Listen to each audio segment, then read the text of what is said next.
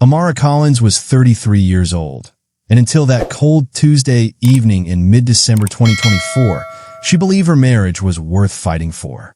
She was an interior designer in Chicago, running her own boutique firm called Refined Spaces, pulling in about $78,000 a year after expenses. And for the past 6 years, she'd been married to Evan, a man she'd chosen deliberately, carefully, with all the emotional intelligence she'd cultivated through therapy, self-help books, and hard-earned wisdom from watching her parents' marriage crumble when she was 17. That evening, Amara made a decision that would unravel everything she thought she understood about trust, intimacy, and the man who promised her forever on a rainy September afternoon in 2018. She decided to surprise her husband on his business trip to Dallas. Evan worked as a regional sales director for Apex Commercial Solutions, a company that provided office furniture and workspace design for corporate clients across the Midwest and Southwest. He'd been with the company for 9 years, working his way up from an account representative to his current position, where he managed a team of 12 salespeople and earned $112,000 annually, plus commissions that could add another $20,000 to $30,000 depending on quarterly performance. Amara had always admired his drive, his charisma with clients, the way he could walk into a room and make everyone feel like the most important person there. They'd been together for 9 years total, married for 6 of them, living in a renovated 2-bedroom loft in Logan Square that they'd purchased 3 years ago. Amara had designed every inch of it herself. The exposed brick painted a soft white, the custom walnut shelving, the vintage Persian rug she'd found in an estate sale in Evanston. It was supposed to be their sanctuary, the physical manifestation of a life they were building together. They'd hosted dinner parties there, celebrated promotions, talked about converting the second bedroom into a nursery someday when the timing felt right. But lately, something had shifted. It wasn't dramatic.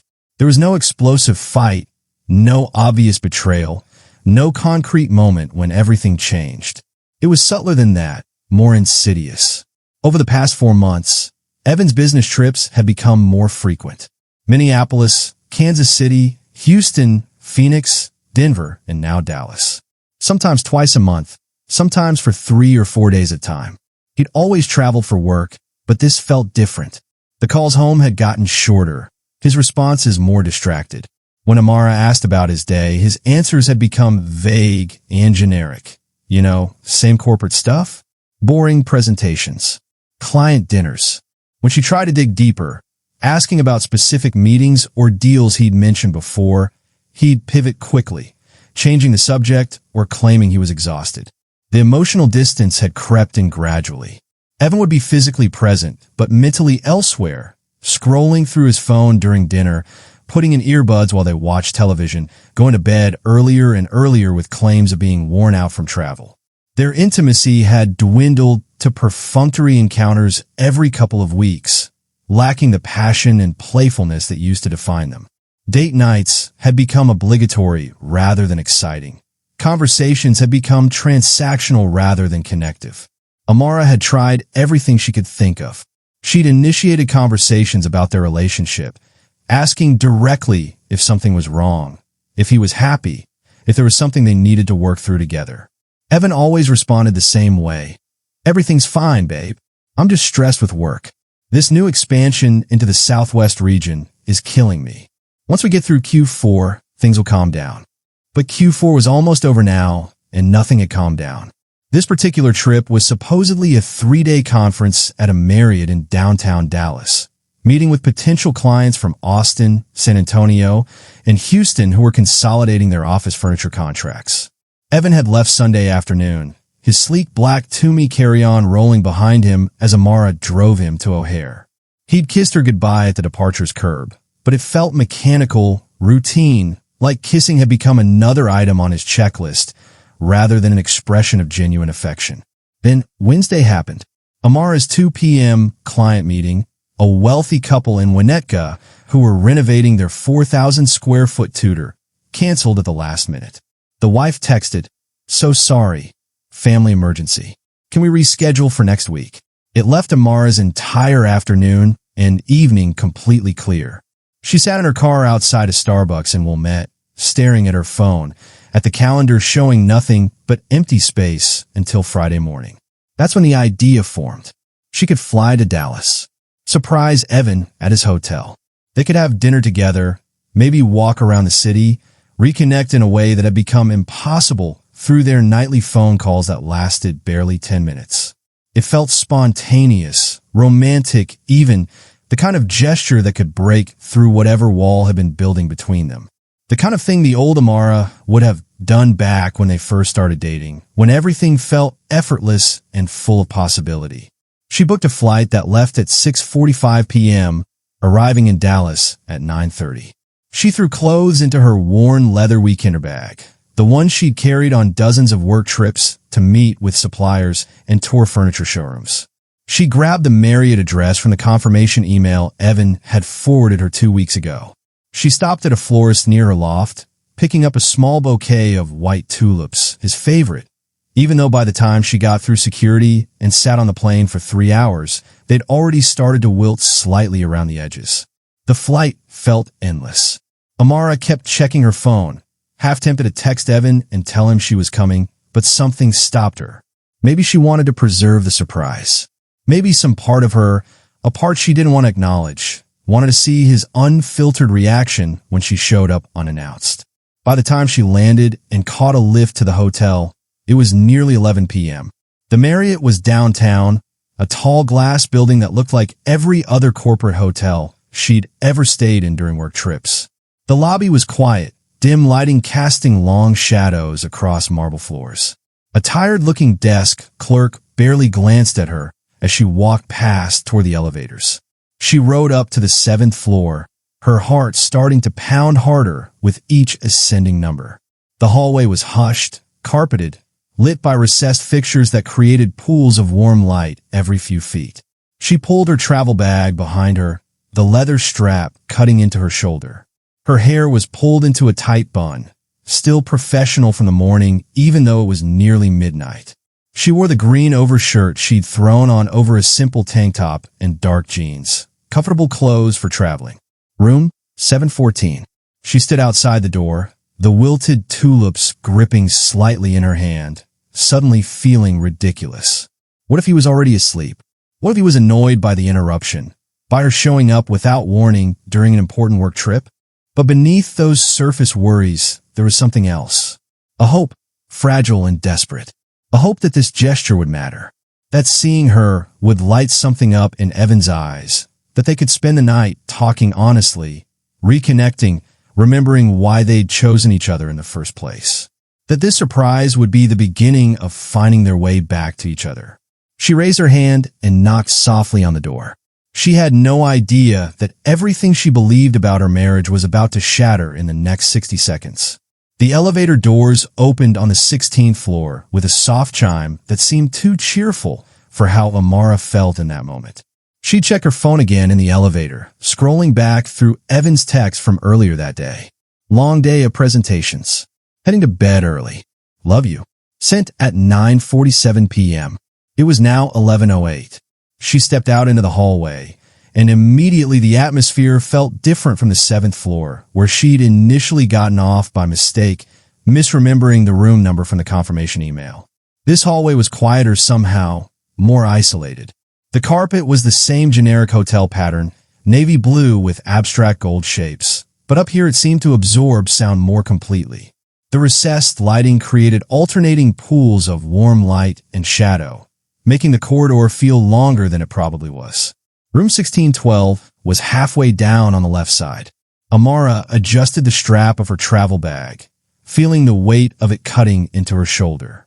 The wilted tulips were starting to droop more noticeably now, the white petals tinged slightly brown at the edges. She'd been holding them for nearly 4 hours, and they looked as tired as she felt. Her green overshirt had wrinkled during the flight, and she was suddenly aware of how she must look, hair pulled back in a bun that had loosened, face free of makeup, dressed for comfort rather than the romantic reunion she'd imagined. She walked slowly down the hallway, her footsteps muffled by the thick carpet. Room 1604, Room 1606, Room 1608, Room 1610, Room 1612. She stood in front of the door, staring at the brushed metal numbers mounted at eye level. The bouquet trembled slightly in her hand, though she couldn't tell if it was from nervousness or exhaustion or something else entirely. She raised her other hand, preparing to knock, her knuckles inches from the wood. And then she stopped. Something told her to pause. It wasn't a conscious thought, not a rational decision. It was deeper than that, more primal. An instinct that whispered, wait, listen, pay attention. The same instinct that had been trying to get her attention for months. The same quiet voice she'd been suppressing every time she told herself everything was fine. That she was overthinking things, that marriage required patience and understanding during stressful seasons. She lowered her hand without knocking. And that's when she heard it. A voice. A man's voice, muffled but distinct through the hotel room door. A voice she'd know anywhere, that she'd been hearing for 9 years, that had whispered promises and confessions and mundane observations about traffic and weekend plans and everything in between. Evan's voice. But it wasn't what he was saying. It was how he was saying it. There was a lightness to it, a playfulness she hadn't heard directed at her in months. Maybe longer. He was laughing about something, that genuine full laugh that used to make her laugh too, back when things between them felt easy. The laugh that had disappeared gradually from their life together, replaced by polite chuckles and tired smiles. Then another sound, a woman's laugh. High, bright, intimate, unmistakably female, unmistakably not hers. Amara's entire body went rigid. She stood frozen in the hallway, one hand still holding the dying tulips, the other suspended in midair where she'd been about to knock. Her breath caught in her throat, shallow and quick. She could feel her heart beginning to race, that distinctive pounding sensation that starts in your chest and radiates outward until you can feel your pulse in your fingertips, your temples, the base of your throat. She pressed her palm flat against the door, not knocking, just touching it. The wood was cool and smooth under her hand. She could feel vibrations through it, movement on the other side, life happening in that room that had nothing to do with her. The woman's voice again, saying something Amara couldn't quite make out. Then Evan responding, his tone affectionate, teasing. The kind of tone he used to use with her during their first years together, when everything felt like an inside joke, when they existed in their own private world. Time seemed to compress and expand simultaneously. Amara couldn't have said if she stood there for 10 seconds or 10 minutes. Her mind was racing and completely blank at the same time. Every thought she'd ever had about her marriage, every assumption she'd built her life around, every plan they'd made together, it all hung suspended in that moment like a structure that had just lost its foundation but hadn't started falling yet. This was the exact second trust collapsed. Not gradually, not over months of distance and vague answers and shortened phone calls. Those had been cracks, warning signs, symptoms of something breaking. But this, standing in this beige hotel hallway with wilted flowers in her hand, hearing her husband's voice intertwined with another woman's laughter, this was the moment the entire structure came down. Shock at first, a numbness that spread through her chest, making it hard to breathe properly. Her vision tunneled slightly, the hallway seeming to narrow around her. She felt untethered from her body, like she was watching herself from somewhere above, observing this woman in a green overshirt standing alone outside a hotel room door. But shock only lasted a few seconds. Then came something else. Something colder, sharper, more clarifying. Clarity. Brutal, unforgiving clarity that cut through every excuse she'd been making, every rationalization she'd been clinging to. The late nights, he claimed, were client dinners. The passwords he'd changed on his phone last month, saying it was for security after his company sent out a memo about data breaches. The way he'd stopped inviting her to company events, claiming they'd become boring and obligatory.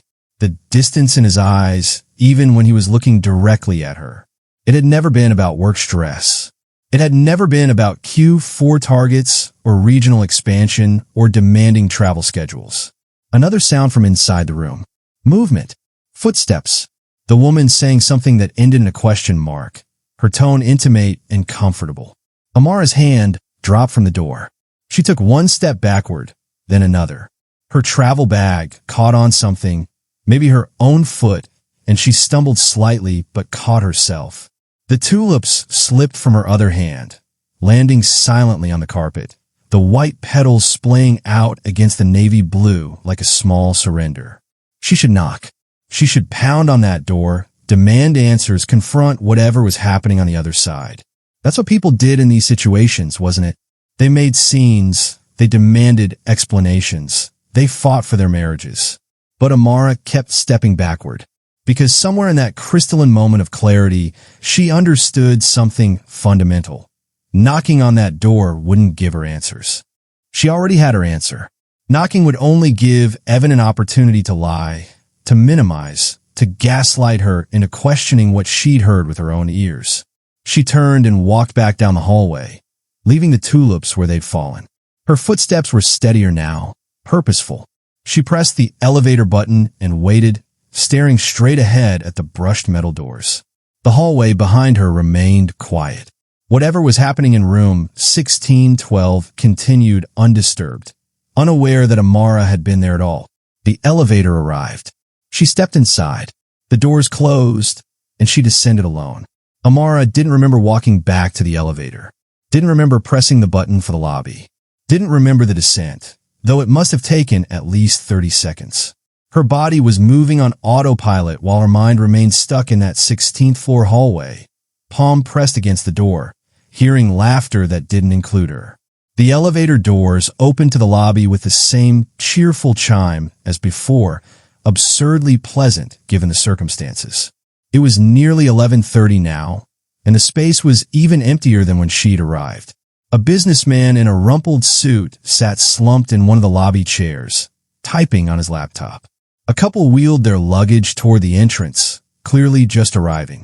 The same tired-looking desk clerk stood behind the front desk, scrolling through something on the computer screen. Amara walked toward the desk. Each step felt deliberate, measured, like she was learning how to walk for the first time. Her travel bag still hung from her shoulder, heavier now than it had been 20 minutes ago.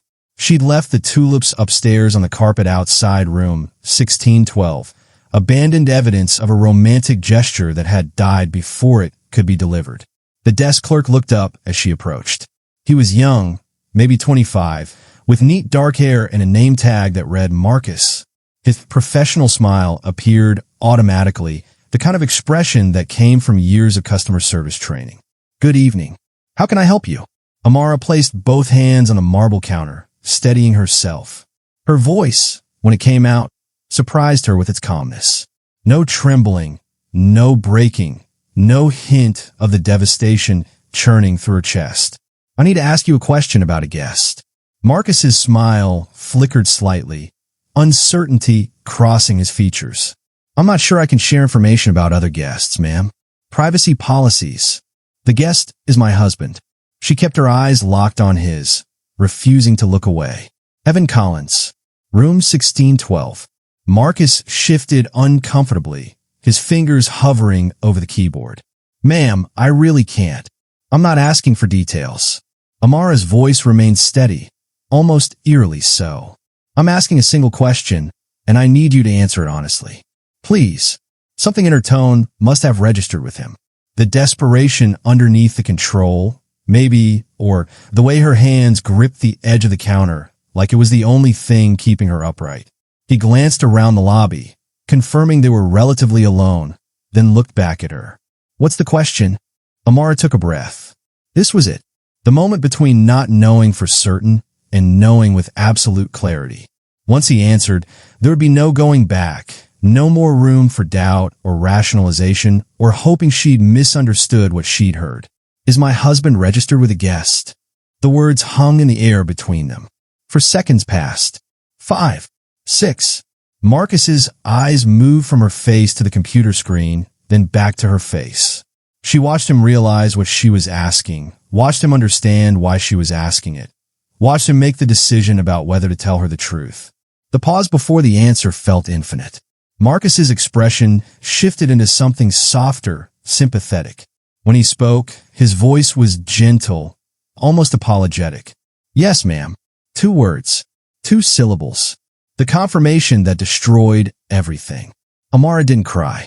didn't gasp or collapse or make any of the dramatic reactions she'd seen in movies, the reactions that were supposed to accompany this kind of revelation.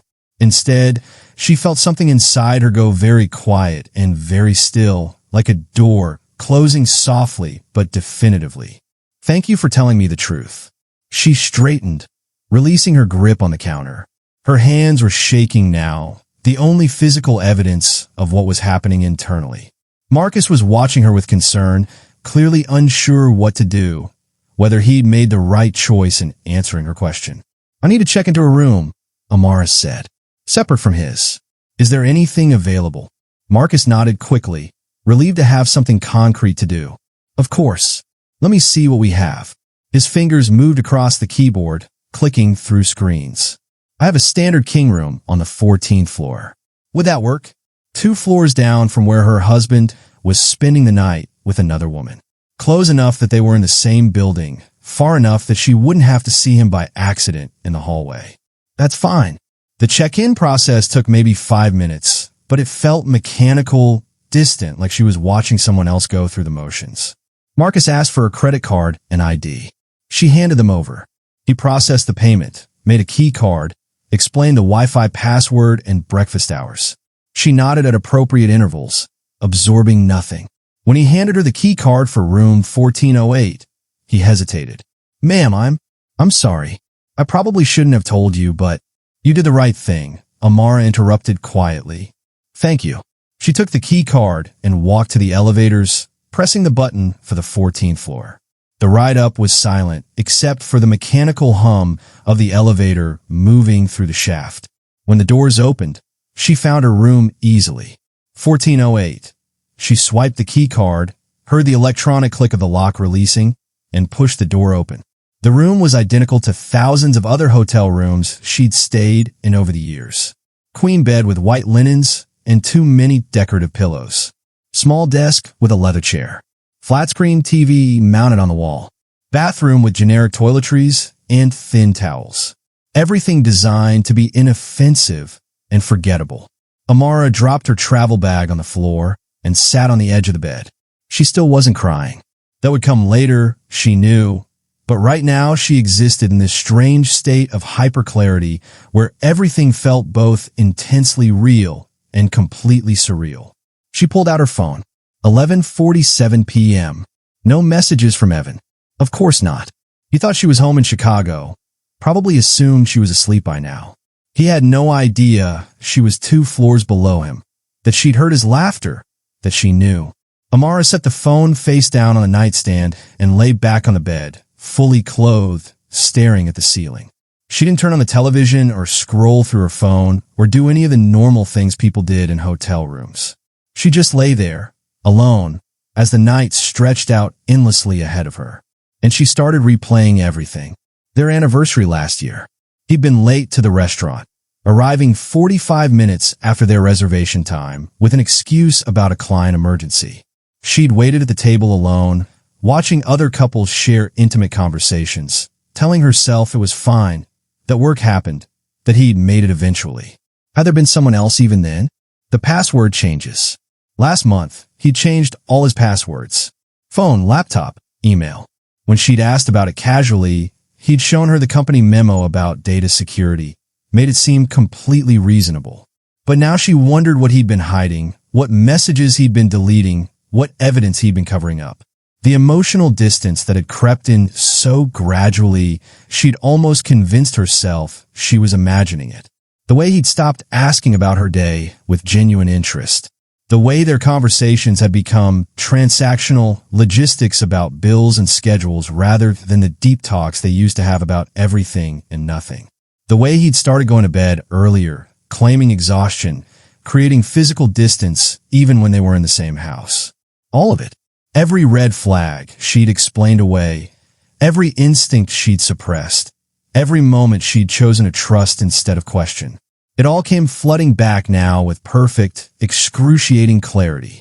Amara lay awake in room 1408, 2 floors below her husband's betrayal, and finally let herself see everything she'd been refusing to see for months.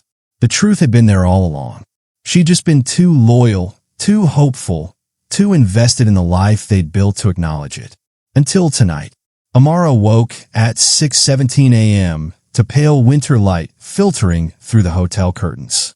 She'd fallen asleep sometime after 3, fully dressed on top of the comforter, and now her body ached from the awkward position and the weight of everything she'd learned. For exactly 3 seconds, she existed in that merciful state of not remembering. Then it all came crashing back.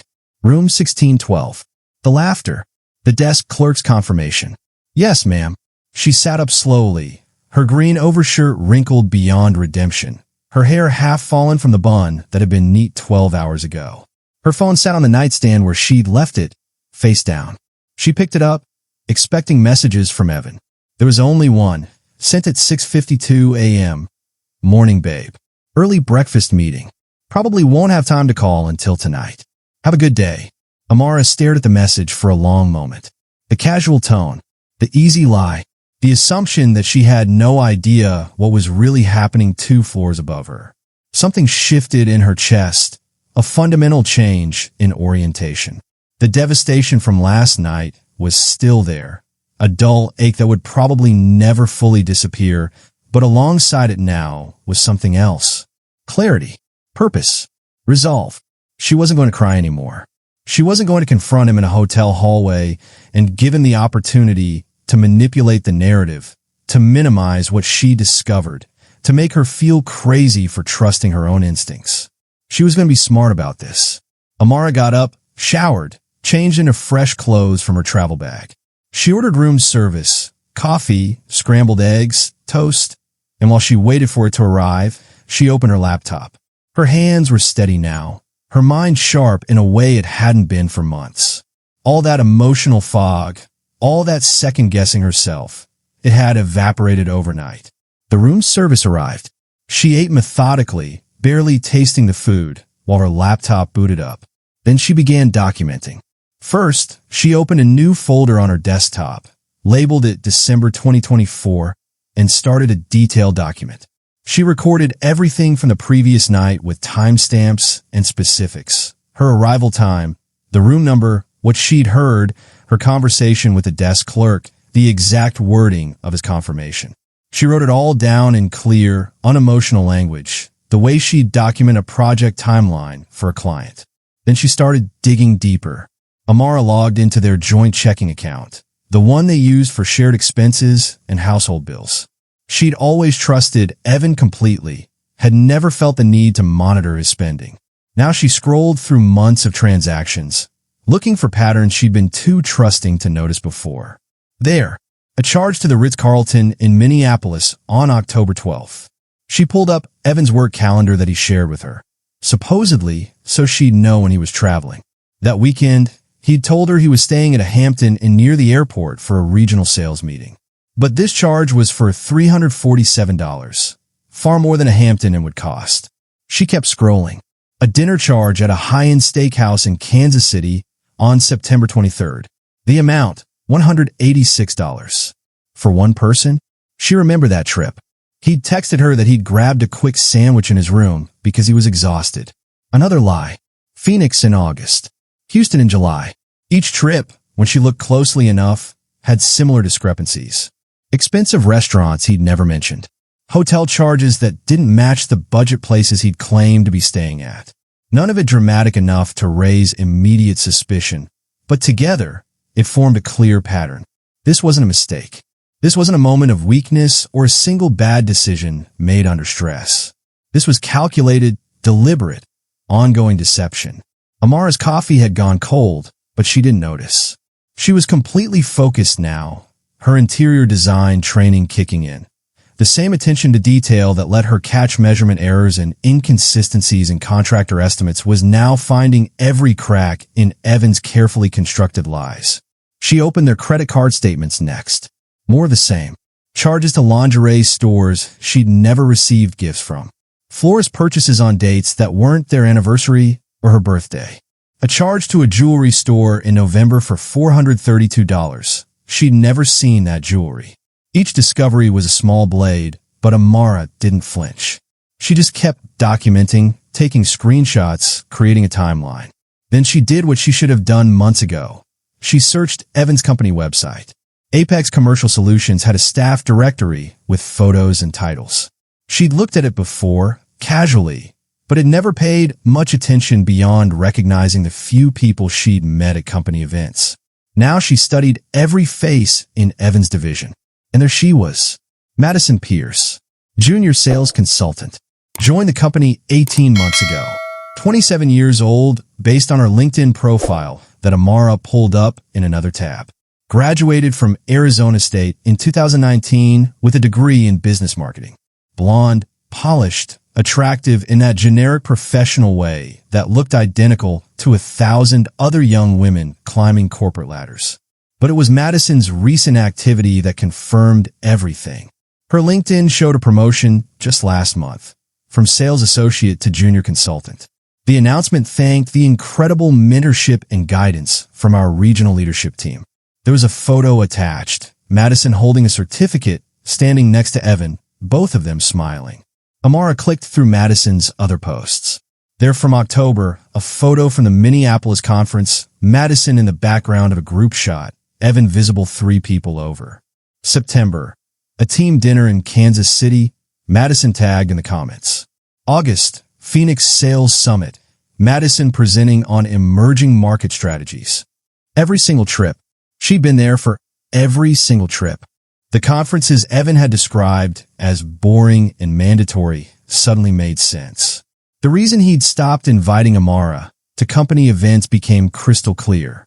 He hadn't been traveling for work. He'd been traveling with Madison, using work as the perfect cover for an affair that had been unfolding for months, maybe longer. Amara sat back from her laptop, the full scope of the betrayal settling over her like a weight. This wasn't some chance encounter, some woman he'd met at a hotel bar during a lonely business trip. This was systematic, planned, a relationship that had developed right under her nose while she'd been at home in their Logan Square loft, designing other people's dream spaces while her own life was being dismantled. She thought about all the times she'd supported his career, celebrated his promotions, encouraged him to take on more responsibility. Had he been building his relationship with Madison during those same conversations? Had he been thinking about her while lying in bed next to his wife? The rage she'd expected to feel wasn't there. Instead, there was something colder, more calculated. She wasn't Evan's wife anymore. Not really. That version of their relationship had died in the hallway outside room 1612. Now she was something different. She was a witness, a documentarian, someone collecting evidence of a crime against her trust, her time, her emotional investment in a future that had been built on lies. Amara created a new folder and began saving everything systematically. Screenshots of bank statements, screenshots of Madison's LinkedIn, screenshots of company event photos, copies of text messages where Evan had lied about his location or plans. She organized it all chronologically, created a master document summarizing the timeline of deception. Her phone buzzed. Another text from Evan. Miss you. Can't wait to be home tomorrow night. Maybe we can order in from that Thai place you love. Amara looked at the message for a long time. Then, with hands that didn't shake at all, she typed back. Sound perfect. See you then. She hit send and returned to her documentation. If Evan thought he could manage 2 different narratives, 2 different versions of his life, he was about to learn exactly how wrong he was. Amara wasn't going to confront him in a hotel room. She wasn't going to scream or cry or beg for explanations. She was going to be methodical, thorough, and devastatingly prepared. The heartbreak would come in waves for months. She knew that. But right now, in this hotel room 2 floors below her husband's betrayal, Amara Collins shifted from being a victim to being strategic. And strategy, she was learning, was its own form of power. Amara flew back to Chicago on Thursday afternoon, arriving at O'Hare at 3:47 p.m. She took a lift home to their Logan Square loft, the same route she'd taken 100 times before, but everything looked different now. The exposed brick building that had once represented their shared future now felt like a stage set for a performance that was almost over. She unlocked the door and stepped inside. The walnut shelving she'd custom designed. The vintage Persian rug from the Evanston estate sale. The kitchen where they'd cook together on Sunday mornings. All of it's still there, still beautiful but hollow now. Like looking at a photograph of someone else's life. Amara dropped her travel bag by the door and walked through each room slowly, seeing it with new eyes. How many nights had she been here alone while Evan was supposedly at client dinners? Really with Madison. How many times had she texted him goodnight, believing his responses about being exhausted from work while he was lying in hotel rooms with another woman? She made herself a cup of tea and sat at their dining table, the mid-century modern piece they'd found together in an antique market in Milwaukee, and opened her laptop. She had work to do and not much time. Evan would be home Friday evening. She had maybe 30 hours to be strategic before she had to perform normalcy. First call, her best friend Rachel, an attorney who specialized in family law at a downtown firm. Amara? Hey, I wasn't expecting to hear from you today. Aren't you supposed to be? I need to meet with you tomorrow morning, Amara interrupted, her voice calm but firm. Professional consultation. Can you fit me in? There was a pause. Rachel had known her for 12 years, since their graduate school days. She could hear something underneath the calm. Of course. 9 a.m.? My office. Perfect. Thank you. Amara hung up before Rachel could ask questions. She'd explain everything tomorrow, but right now she needed to keep moving forward, keep building her case, keep herself from falling apart. She spent the rest of Thursday evening doing something she'd never done in 6 years of marriage. She went through Evan's things systematically. His home office, the second bedroom they converted into a workspace with built-in shelving and a standing desk. She photographed documents, tax returns from the past 3 years, insurance policies, the deed to their loft, bank statements she hadn't seen before. He had a separate savings account she'd known about vaguely, but never examined closely. She found his old laptop in the closet, the one he'd replaced last year. It still powered on. She went through his archived emails, searching for Madison's name. There it was. Messages going back 14 months. Nothing explicitly romantic in the early ones, just professional correspondence about accounts and client meetings. But around month 6, the tone shifted. Inside jokes. Messages sent late at night. References to dinners and drinks that had never been mentioned to Amara. She copied everything to an external hard drive. Every email, every photo, every document that might be relevant. She worked methodically, without emotion, like she was cataloging materials for a design project rather than documenting the destruction of her marriage. Friday morning at 9 a.m., Amara sat across from Rachel in her corner office overlooking Michigan Avenue. She'd brought her laptop, her external hard drive, and a printed timeline of everything she'd discovered. Rachel listened without interrupting as Amara explained it all. The surprise trip to Dallas. The sounds outside room 1612. The desk clerk's confirmation. The bank statements and credit card charges. Madison Pierce and her convenient presence at every conference. The systematic deception that had been unfolding for over a year. When Amara finished, Rachel sat back in her leather chair, her expression a mixture of professional composure and personal anger on behalf of her friend. Jesus, Amara. I'm so sorry. I don't need sympathy right now, Amara said quietly. I need strategy. I need to know what I should be doing to protect myself. Rachel nodded, shifting immediately into attorney mode. She pulled up a legal pad and started making notes. First, you did the right thing documenting everything. Keep doing that. Every lie, every discrepancy, every piece of evidence. Illinois is a no-fault divorce state, so the affair itself won't affect the legal proceedings, but having documentation of financial deception could be relevant. What kind of financial deception? Rachel looked at her seriously. You mentioned Evan has a separate savings account you haven't examined closely. How much is in there? Amara pulled up the bank statement on her laptop and turned the screen toward Rachel. The balance showed $47,000. Rachel's eyebrows rose. And you didn't know about this? I knew the account existed. We opened it years ago as an emergency fund. I assumed it had maybe 10 or 15,000. I never checked. When was the last deposit? Amara scrolled through the transactions. Last month, $5,000. The month before, another $5,000. Going back, it looks like he's been moving money into this account for about 8 months. Rachel made more notes. That's concerning. Let me pull up something. She turned to her computer, typed quickly, then turned the screen toward Amara. It was Apex Commercial Solutions' internal newsletter from 3 months ago. There was a headline, Regional Leadership Restructuring to Begin Q1 2025. Evan's up for a promotion, Rachel said. Senior Vice President of Southwest Operations. The position comes with a significant raise and relocation to Austin, Texas. Did he mention this to you? Amara felt something cold settle in her stomach. No, he never said anything about Austin. The position was posted internally 2 months ago. Applications closed November 15th. Rachel looked at her friend with sympathy. Amara, I think he's been planning an exit. Moving money into a separate account, building a financial cushion, probably getting ready to ask for a divorce after he secured the promotion.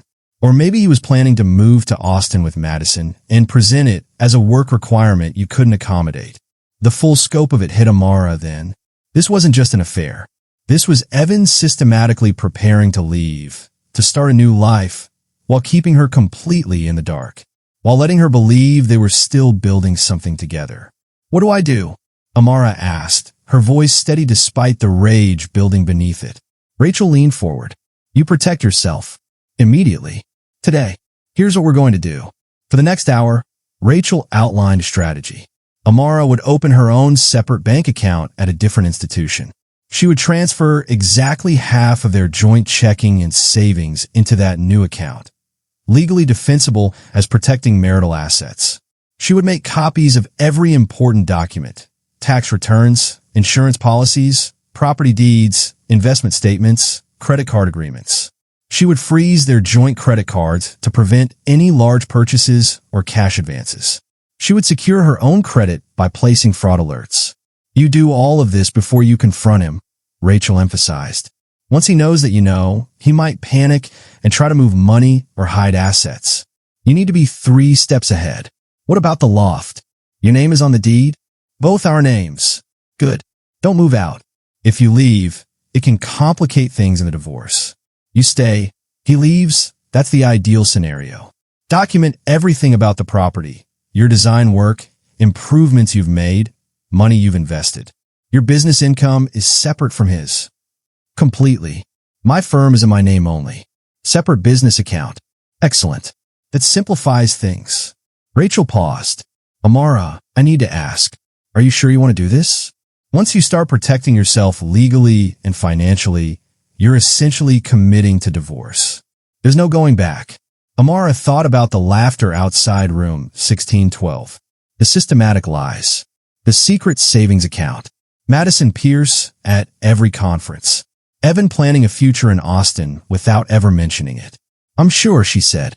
That afternoon, Amara executed every step of Rachel's strategy. New bank account at Chase, far from their shared Bank of America accounts. Transfer of $34,000, exactly half of their joint savings. Copies made of every document in Evan's home office, organized chronologically. She photographed the interior of their loft, documenting every piece of furniture she designed or purchased, every improvement she'd overseen during the renovation. She worked with surgical precision, feeling nothing except determination. The grief was there underneath everything, but she couldn't afford to feel it yet.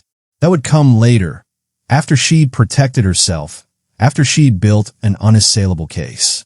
By Friday evening, when Evan's flight was scheduled to land at 7:15 p.m., Amara had transformed herself from a betrayed wife into something more powerful, a woman who had taken control of her own narrative. She'd made dinner, the Thai food he'd suggested, and set the table like nothing had changed. She'd changed into comfortable clothes, pulled her hair into a casual ponytail, put on the appearance of normalcy. When she heard his key in the lock at 8:20 p.m., she was ready. Evan walked in with his black Toomey carry-on, looking tired but relaxed. He smiled when he saw her, dropped his bag, came over to kiss her cheek. Hey babe, God, it's good to be home. I'm starving. Amara smiled back, the performance of her life. I ordered from Thai Spice. Your usual. How was Dallas? Exhausting, he said, loosening his tie. but productive. I think we landed 2 new major clients. Lies, all of it. But Amara just nodded, served dinner, asked appropriate questions, laughed at appropriate moments. And through it all, she felt herself evolving. Grief was transforming into strength. Betrayal was crystallizing into self-respect. She would not beg. She would not perform devastation for someone who had shown her such profound disrespect. She would be strategic, protected, and when the time came, when she was ready, not when he decided, she would end this marriage on her terms. For now, she just smiled across the table at her husband and let him believe he'd gotten away with everything. 3 weeks passed. 21 days of Amara performing the role of unsuspecting wife while building her fortress of evidence and protection. 21 days of Evan coming home, kissing her cheek, talking about mundane things like grocery lists and weekend plans, believing his carefully constructed double life remained intact. It was a Wednesday evening in early January when Amara decided the performance was over. Evan arrived home at 6:30, earlier than usual, in a good mood. He'd gotten the promotion. Senior Vice President of Southwest Operations, effective February 1st. He was supposed to tell her about Austin tonight. She knew from the email Rachel had forwarded from a contact at his company. He probably had a whole speech prepared about opportunity and growth and how they'd figure it out together. "Hey, you're home early," Amara said from the dining table, where she'd been sitting for the past 20 minutes, waiting. "Wrapped up early. Thought we could actually have dinner together for once." He smiled, that easy, charming smile that used to make her feel like the luckiest woman alive. "Maybe open a bottle of wine? I have some news I want to talk to you about. Actually, I have something I need to discuss with you first." Amara gestured to the chair across from her. "Sit down." Something in her tone made him hesitate. The smile flickered. "Is everything okay?" "Sit down, Evan."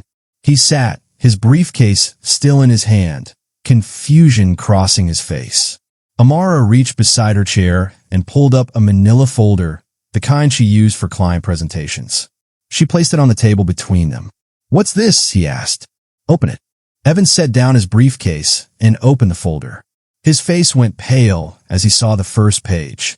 A printed timeline, dates and locations listed in neat columns. Minneapolis, Kansas City, Phoenix, Houston, Dallas.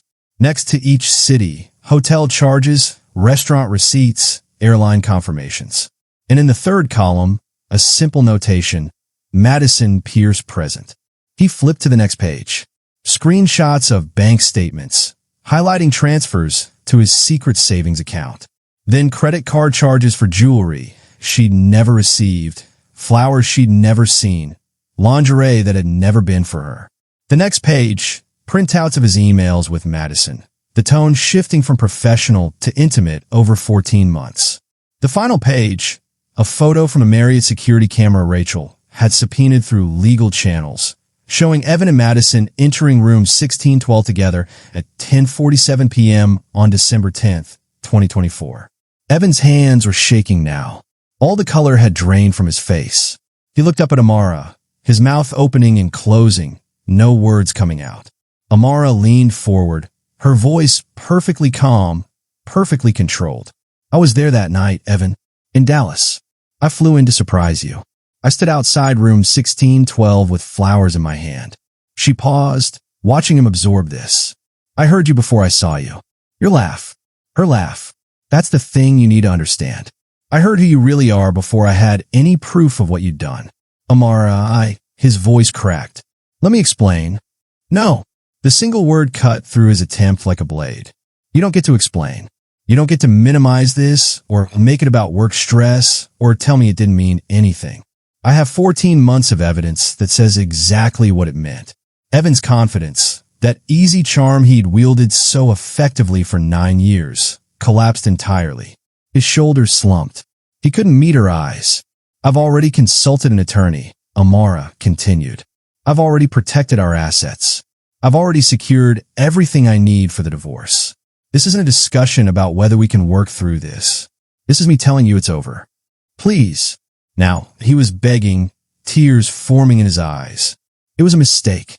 I'll end it. We can go to counseling. I'll do whatever. It wasn't a mistake. Amara's voice remained steady, unmoved by his tears. Mistakes are accidents. What you did was deliberate, systematic, calculated. You planned a future with her while lying to me every single day. You were going to move to Austin without even telling me, weren't you? His silence was confirmation enough. Amara stood, picking up the folder. You have until the end of the week to find somewhere else to stay. My attorney will be in touch about the divorce proceedings. She walked toward their bedroom, then paused at the doorway, looking back at him one final time. I love you enough to fly to Dallas with wilted flowers, hoping to save what we had. You loved me, so little you couldn't even be honest about destroying it. Evan sat alone at the table. The evidence of his betrayal spread before him, finally understanding that forgiveness wasn't coming. Some things, once broken, cannot be repaired. The divorce papers were filed on January 15th, 2025. Clean, precise, unemotional. Amara's attorney presented a case so thoroughly documented that Evan's lawyer advised him not to contest anything. The loft would be sold, proceeds split evenly. Retirement accounts divided according to Illinois law. No alimony requested on either side. It would be finalized in 6 months, maybe less. Amara didn't tell anyone the details. Didn't blast him on social media or send angry emails to his family. Didn't show up at his workplace or create public scenes. She simply moved forward, one legal step at a time, dismantling their marriage with the same precision she'd once used to build their home. But consequences have a way of finding people who abuse power and trust. 2 weeks after the divorce filing, Apex Commercial Solutions received an anonymous tip through their ethics hotline. The report detailed a romantic relationship between a senior regional director and a junior consultant he supervised, a clear violation of company policy. Attached were dates, locations, and expense reports showing company funds used for personal travel accommodations. The company had no choice but to investigate. Evan's promotion to senior vice president was frozen pending the investigation's outcome. Madison Pierce was placed on administrative leave. HR pulled records going back 18 months, finding patterns of favoritism, questionable expense approvals, and policy violations that couldn't be ignored.